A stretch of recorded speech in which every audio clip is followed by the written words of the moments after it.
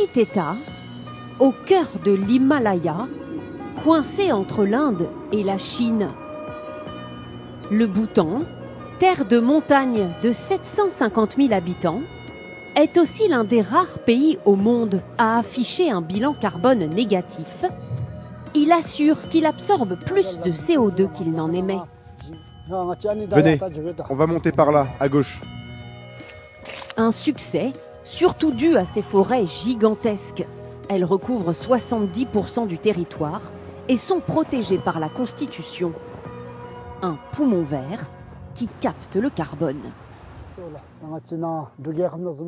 Regardez comme notre pays sait préserver ses forêts. Tout ça, c'est grâce à nos efforts.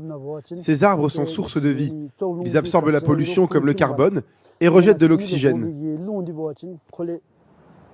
Pour afficher un taux de carbone négatif, le Bhoutan absorbe ses émissions, mais fait aussi tout pour les limiter. L'électricité produite dans le pays ne provient d'aucune énergie fossile. Elle est à 100% issue de l'hydraulique. Voici notre réservoir. Sonam Wangdi est à la tête de l'un des 5 barrages que compte le pays.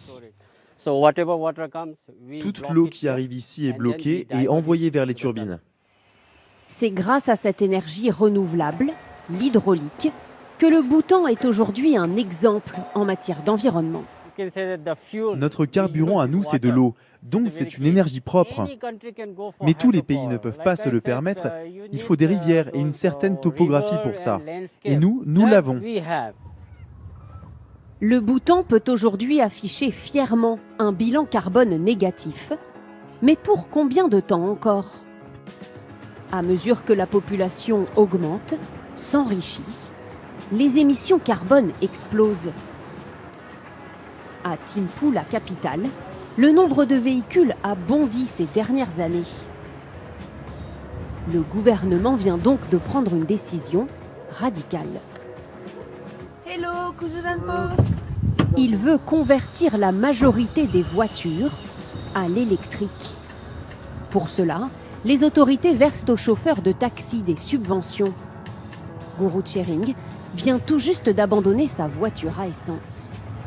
Le gouvernement nous offre 4 500 € et nous avons droit à un prêt de 20 000 €. C'est bien pour notre futur, pour réduire le dioxyde de carbone et la pollution. De la ville à la campagne, les autorités veulent mettre l'environnement au cœur de la préoccupation des habitants. Dans ce conseil de village, ces questions sont abordées systématiquement. Nous avons mis une amende récemment à une personne qui avait jeté des déchets plastiques dans la nature. Le Bhoutan veut continuer à faire du développement durable la pierre angulaire de son identité. Nous avons beaucoup de chance de vivre dans un pays qui a mis en place des mesures sur le long terme pour que nous restions respectueux de l'environnement. Nous n'avons pas le droit de polluer nos terres, nos forêts sont préservées. C'est ce qui différencie le Bhoutan des autres pays. Pour limiter ses émissions, le pays régule aussi le tourisme en imposant une taxe de 200 € par jour par visiteur étranger.